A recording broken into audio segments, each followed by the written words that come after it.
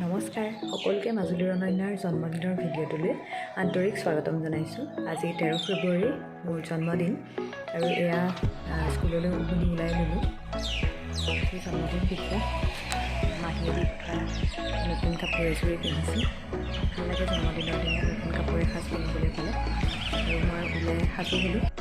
সাজু কৰি ল'লোঁ, কিন্তু যিহেতু এইটো মই অকলে লৈ যাব নোৱাৰোঁ সেইবাবে মানুহজনক মাতিছোঁ, তেওঁ অহালৈ ৰৈ আছোঁ।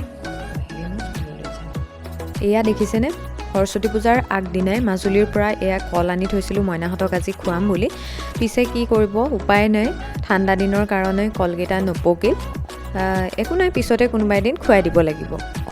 এয়া তেওঁ পালেহি, তেওঁ কামলৈ বুলি ওলাই অহাৰ বাবে অকণমান দেৰি হ'ল। একো নাই, এতিয়া আমি স্কুললৈ যাম আৰু পিছৰখিনি দেখুৱাই যাম। আৰু এইখিনিতে আপোনালোকক 12 ফেব্ৰুৱাৰীৰ দিনটোৰ অকণমান ভিডিঅ' দেখুৱাইছোঁ। মই গৈছিলোঁ বজাৰলৈ বুলি, আৰু যোৱা ৰাস্তাতে এই যজ্ঞ মন্দিৰভাগ আছে, তাতে সেইদিনা যজ্ঞ আছিলে। আৰু আমাৰ বিদ্যালয়ৰ ৰন্ধনকৰ্মী ৰীণা বাইদেউ আহিছিলে। মই বাইদেউৰ হাততে অৰিহণা এটা আগবঢ়ালোঁ, যিহেতু এইবাৰ জন্মদিনত মই ভগৱানৰ ওচৰত একো বন্তি জ্বলাব নোৱাৰিম সেইবাবে। আৰু পিছত মই বজাৰ কৰি আনিলোঁগৈ টাউনৰ পৰা, আৰু এইফালে ৰীণা বাইদেউ আহিলে মোক অকণমান নিৰ্মালি দিবলৈ বুলি, আৰু লগতে মোক অকণমান কামতো সহায় কৰি দি গ'ল। মই লস্কৰা কেইটামান বনালোঁ, আৰু এইফালে এয়া ঘিলা পিঠা কেইটামানো বনাবলৈ ল'লোঁ। তাৰপিছত প্ৰথমবাৰ এয়া কেইটামান পেৰাও বনালোঁ। ভাবিলোঁ এইবাৰ জন্মদিনত নিজৰ হাতেৰে বনোৱা লাড়ু পিঠাৰে সৈতেই বিদ্যালয়ত চাহকাপ খুৱাম। সদায় যিহেতু মিঠাই বিস্কুট খায়ে থকা হয়, সেইবাবে ভাবিলোঁ নিজৰ হাতেৰে বনাওঁ, আৰু ভালো লাগে নিজৰ হাতেৰে কিবা এটা বনাই খুৱাব পাৰিলে এনেদৰে। সেইবাবে এয়া মই নাৰিকলৰ লাড়ু, পেৰা, পকা মিঠৈ আৰু ঘিলা পিঠা বনালোঁ। লগতে ৰাতিপুৱা লৰালৰিকৈ এয়া ইডলিও বনাই ল'লোঁ। তাৰপিছত এয়া স্কুল পালেহি, দেখিছে নহয়, মইনাহঁতে একদম গেটৰ পৰাই মোক উইচ কৰা আৰম্ভ কৰিয়ে দিছে। মোৰ ভিডিঅ'টো আৰম্ভ কৰা দেৰিয়ে হৈ গ'ল, যিহেতু হাতত বেগো আছিল। আৰু ভিতৰ সোমোৱাৰ পিছতে এয়া ৰূপশ্ৰী বাইদেৱে দিলে এটা উপহাৰ।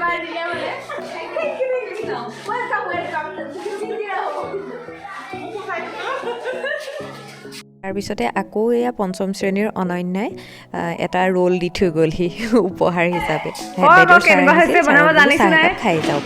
এয়া ছাৰক চাহ দিলোঁ।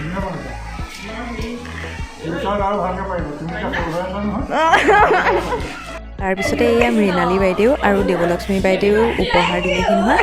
যিহেতু জন্মদিন বুলি বহুত বেছি একো আয়োজন কৰা নাই, সেইবাবে কিবা লাজেই লাগিল উপহাৰবিলাক পাই।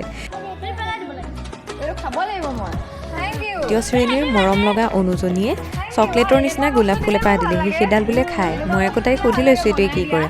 তাৰপিছত এয়া শেৱালি গংগাহঁতে নিজে বনোৱা বুকে দুটা দিলে। ময়ূৰী অঞ্জলীয়েও এয়া মোলৈ কলম লৈ আহিছে। চাওকচোন, ইহঁতৰ মৰমবোৰে একেবাৰে মোক ভৰাই তুলিছে।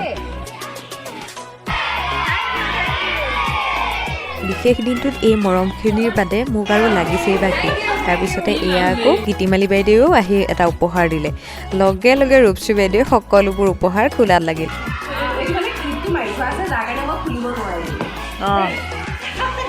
সেইটো বেলেগ চালে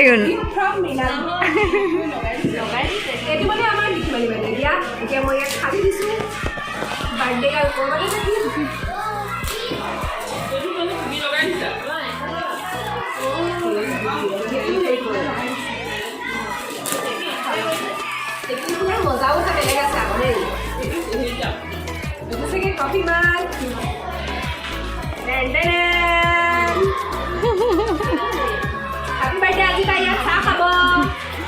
এনেদৰেই হাঁহি ফূৰ্তিৰ মাজেৰে নিজৰ নিজৰ ক্লাছ পালোগৈ। তাৰপিছত জিৰণিৰ সময় হ'ল, আৰু মইনাহঁতৰ বাবে মই লৈ অহা এই ফল মূলবিলাক প্ৰীতি বাইদেউ, ৰীণা বাইদেউ আৰু টিপাই ককাইদেৱে লগ লাগি যোগাৰ কৰাত লাগিল।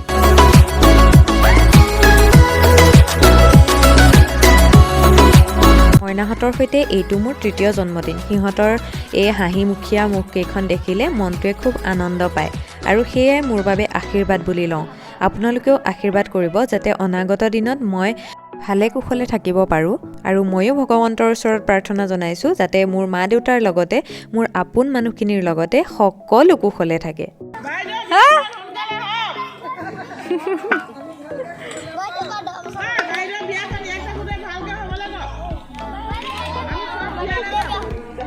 যোৱা দুটা জন্মদিনত বিদ্যালয়ত গছপুলি দুটাও ৰুইছিলোঁ, আৰু এইবাৰ ৰোৱা নহ'ল কাৰণ এইবাৰ বিদ্যালয়ৰ চৌপাশে আমাৰ বহুতখিনিয়ে গছ হ'ল। বাউণ্ডেৰী ৱালখন হোৱাৰ পিছৰে পৰা আমাৰ বিদ্যালয়ত বহুতখিনি গছ হ'ল, সেইবাবে এইবাৰ আৰু গছপুলি ৰোৱা নহ'ল। এইফালে এয়া আমাৰ প্ৰাক্তন ছাত্ৰী অৰ্পণা, লিপিকা আৰু ৰিয়াও আহিল মোৰ জন্মদিনৰ শুভেচ্ছা জনাবলৈ বুলি। সিহঁতকো এয়া খাবলৈ দিলোঁ। আৰু মইনাহঁতৰ খাই হোৱাৰ পিছত এইবাৰ এয়া আমি শিক্ষয়িত্ৰীসকলেও চাহ একাপ খাওঁ বুলি ভিতৰলৈ আহিল।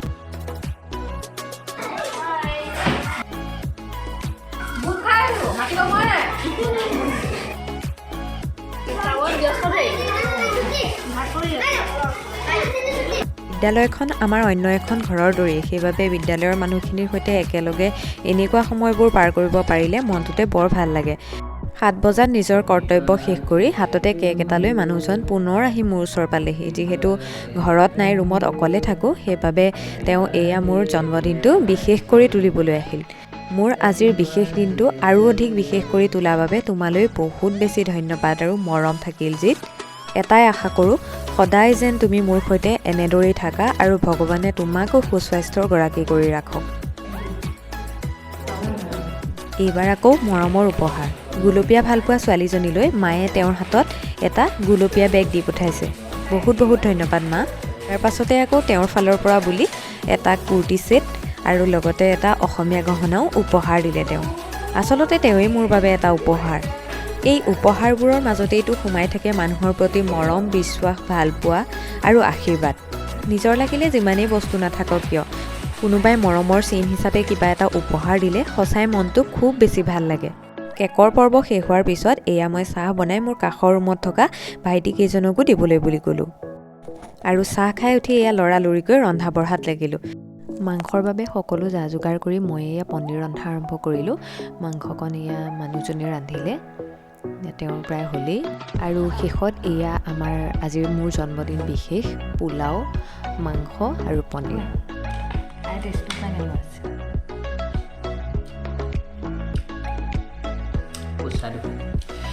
খোৱা মানুহ যিহেতু আমি দুজনেই আৰু সময়ো হাতত বৰ বিশেষ নাই, সেইবাবে বহুত বেছি একো কৰি থকা নাই। এনেকৈ আজিৰ বিশেষ দিনটো দুয়োজনে মিলি একেলগে এসাঁজ খালোঁ।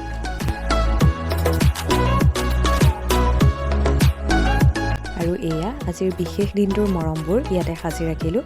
জন্মদিনৰ প্ৰথম উপহাৰ হিচাপে মায়ে মোক 500 টকা এটা দি পঠাইছিল ঘৰলৈ যাওঁতে। সেইটো অৱশ্যে ইয়াত যোগ হৈ নাথাকিল বাৰু, গোটেই দিলে যিহেতু একো কিনিব নোৱাৰিলোঁ বুলি টকা 500কে মোক আগতীয়াকৈ দি পঠাইছিল। আৰু এয়া মইনাহঁতৰ মৰমখিনি ভৱিষ্যত দিনত চাব পৰাকৈয়ে এইখিনি স্মৃতি হিচাপে সাঁচি ৰাখিম। ইমান এখন সুন্দৰ পৃথিৱীলৈ মোক লৈ অহাৰ বাবে আজিৰ বিশেষ দিনটোত মোৰ মা দেউতালৈ সহস্ৰ প্ৰণাম জনাইছোঁ।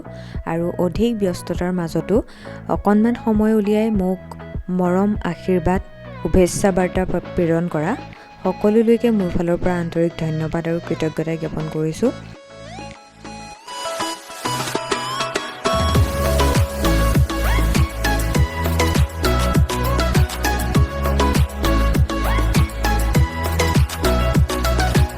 বিশেষ দিনটোত উঠা কেইখনমান ফটো আৰু লগতে বিশেষ দিনটোত ৰাইজৰ পৰা পোৱা মৰম, আশীৰ্বাদ আৰু শুভেচ্ছা বাৰ্তাখিনিৰ সৈতে মোৰ জন্মদিনৰ ভিডিঅ'টি ইমানতে সামৰণি মাৰিছোঁ।